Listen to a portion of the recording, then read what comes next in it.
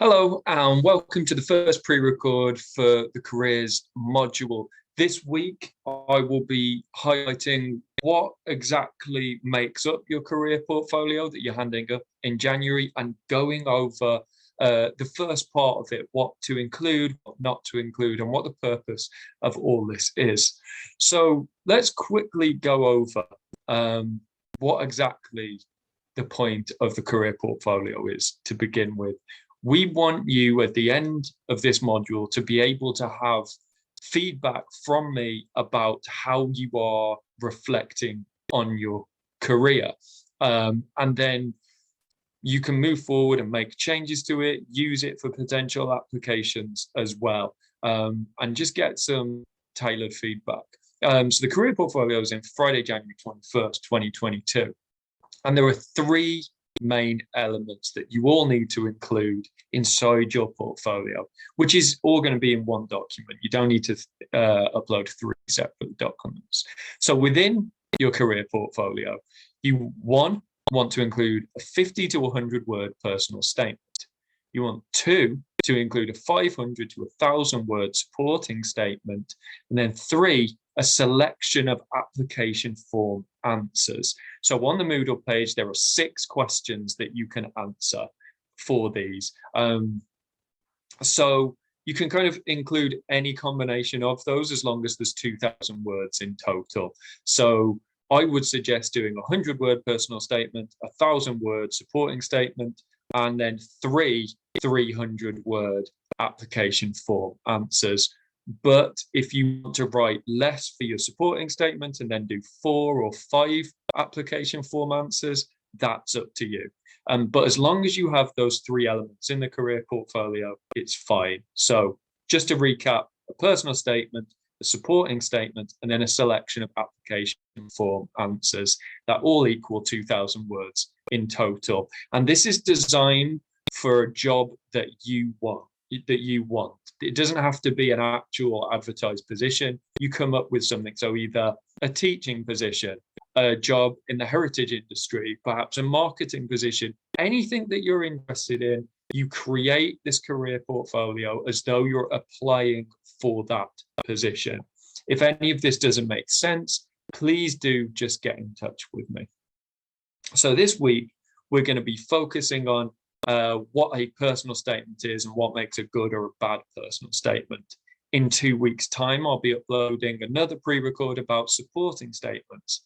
2 weeks after that, I'll upload another pre-record about writing application form answers. And then there'll be 2 more following that, just going over some final touches and thinking about interviews as well as graduate recruitment days.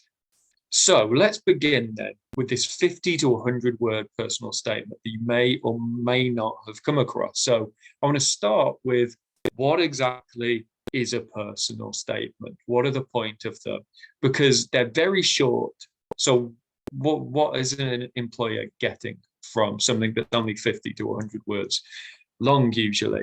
Now, it's not going to be for every application you do, but a lot of jobs use this. And it's basically just summarizing what you can offer employer in relation to the job you're looking for. There's a very functional point to the personal statement in that employers, recruiters are going to be getting hundreds of people applying for job roles, and your personal statement is your first introduction to them. It's got to separate you apart from other applicants. Personal statement shouldn't be confused with a supporting statement, which is what I'll be going over in 2 weeks, which is much longer and similar to a cover letter. This is just your first introduction, and if they like it, they'll go on to read the supporting statement. So this is what is so important, that this is their first impression of you.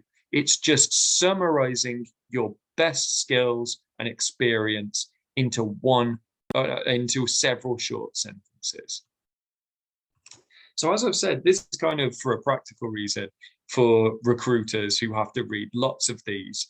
And it's all about something called USPs, unique selling points, where if someone's getting hundreds of applicants, what about you separates you from the crowd that would make someone to go on and read the supporting statements and your answers to possible questions? So we spoke a little bit last week about what kind of skills a graduate job employers looking for, such as leadership, time management and organization, emotional intelligence. So those are some of the phrases you can use, but you need to be careful about what exactly you're including. So how long should it be? As I said, it's only 2 or 3 sentences. It needs to be short, sharp. It needs to be professional. It needs to be formal. So too many people include informal statements, and too many people kind of meander in different directions. It should be short, sharp, and to the point. You can expand on other things in your supporting statement or application form questions. This is the most important unique selling points you have, and anything else can be left for later on. This is how do you hook an employer in? So how do we structure it, and what do you include in it? First of all, number of years of experience in a relevant field to that position. Now, I don't want you to panic. A lot of you won't have a ton of experience. That's okay, because you've got other things it can offer. It's just in case you do have that. The other thing you want is specialist or transferable skills that you can offer. So I've mentioned kind of leadership things, but in terms of if you're going into heritage industry, you're going to have lots of historical knowledge that you can bring to that role. If you're going on and applying for a master's, having that undergrad in history is going to be really important. So you want to include the degree once it's done, as well as these transferable skills and any sort of experience you might have. Even if you think it's a little bit tenuous, include what you've done that is going to be useful to them. What gives you that specialist knowledge that separates you from other people, as well as personal qualities that are relevant to the role. So if you're going into an administrative role, those time management and organization skills are going to be central to that. So that's what you do want to include in your personal statement. Now I want to think about what not to include, because people include a lot of unnecessary stuff that's going to put potential employers off. So here are the 7 things not to include in that opening personal statement. 1, uninteresting and uninspiring phrases. People like to include pseudo-philosophical kind of semi-inspirational quotes that they think summarizes them as a person. This isn't what employers are looking for. I would avoid quotes of any kind. Avoid these cliched phrases if possible. You want to just focus on you, not on some quote someone else has said. 2, generic statements that you would use for every job you apply for. Employers aren't going to be impressed if you don't take the time to tailor this personal statement. And the reason I'm getting you to do this is so you can think about these things, maybe include bits and pieces, but I would say you want to really tailor any personal statement or supporting statement specifically for the advertised position. You want to avoid generic phrases and really focus on specific qualities that are relevant to the post. Look at their website, look at the language they use. What is their mission, and how does your experience might help them reach that mission? 3, exaggerations or embellishments. Now, people always exaggerate a little bit in terms of their applications for jobs, but I think it's important not to go over the top with that. You don't want to say something that you cannot back up at a later date. Once you get to interview, especially, this is going to be found out. So don't exaggerate to a ludicrous extent. 4, lists of unsubstantiated objectives. Don't just make your personal statement a list of kind of generic positive phrases. Yes, you want to include a couple of key skills, but don't just fill it with pointless objectives. It's boring and it's unhelpful. 5, negative language. This is a big one, and I'll go through examples of this later. It needs to be positive. This needs to be you projecting yourself. Don't be self-deprecating. Don't put other people or organizations down. Keep it strictly positive. You'd be surprised how negative some people's tone is in their personal statements, and it never comes across well. 6, personal information. The potential employer doesn't care, what your political opinions are, your cultural, social opinions, if you have a partner or not, it's not going to be relevant. This isn't a dating bio. This is what is relevant to the role. So don't include your favorite book, don't include your favorite football team. It sounds common sense, but a lot of people just include a lot of unhelpful, irrelevant information.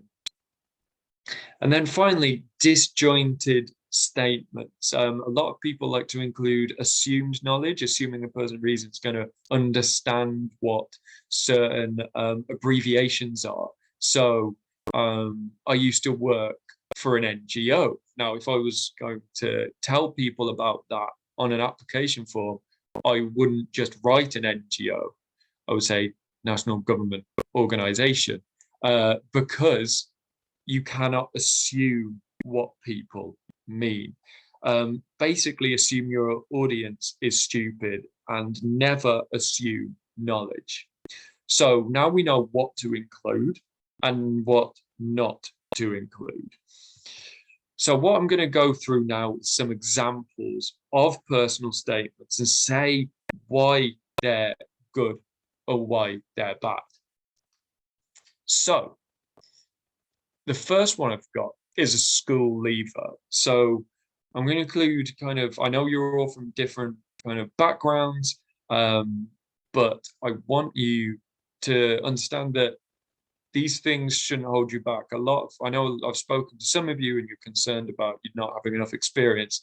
So I want you to show how you can make things still sound good, even if you don't have decades of experience. The first one, here's an example of a school leaver, and I want to talk about what is good and what is bad about it. So I've said a highly motivated and hardworking individual who has recently completed their A-levels, achieving excellent grades. Some useful kind of positives there in that they're motivated and hardworking. However, completed their A-levels in what? Achieving excellent grades in what? So you need to be specific. It's a decent opening start, but you need to highlight what those A-levels were and what you got in them. Just because it's a little bit vague, that doesn't tell me what they did their A-levels in. Let's go on to the next sentence now. Seeking an apprenticeship in industry to build upon a keen scientific interest and start a career. So again, they're interested in science, brilliant. However, a career in what?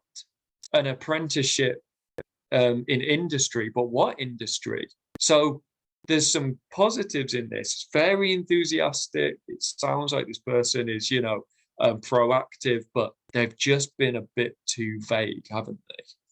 The eventual career goal, they say, is to become fully qualified with a longer-term aspiration of moving into project management. Great. They want to go into project management. They're thinking about the future, and that's a really good thing to include in a personal statement. Say what you've done, where you are, and where you want to go. However, fully qualified in what exactly? So this is a decent structure to this example, but they just need to draw out some of the specifics. So what were their A-levels in? What apprenticeship in what industry do they want? What is their scientific interest? And fully qualified in what exactly? So the bare bones are there. They just need to be a little bit more specific. And that's what I was talking a slide or two ago in. Don't be vague. Be specific about what you want to go into, because this is structured nice. It's written nicely, but it's just not quite specific enough. The next example I want to give will be relevant to you guys because it's a graduate. So there are lots of graduates all looking for jobs, and how do you separate yourself from the others? So let's break this down. The first sentence: a recent business economics graduate with a 2:1 honours degree from the University of Aberdeen, looking to secure a graduate commercial analyst position to use and further develop my analytical skills and knowledge in a practical and fast-paced environment. That's a really good opening sentence. Unlike the last one, it's really specific in terms of what degree they got, where they got it from, and what grade they got. So 2:1 business economics, University of Aberdeen, much more specific. Again, saying what they're looking for and being specific about the position this time, not just generically in industry, looking to secure a graduate commercial analyst position. So they're being much more specific than the last one. So that is a big improvement. Let's look at the next sentence then. My career goal is to assume a role which allows me to take responsibility for the analysis and interpret of commercial data for a well-respected and market-leading company. Now, hopefully some of you have picked up on the issues just from me reading it aloud there.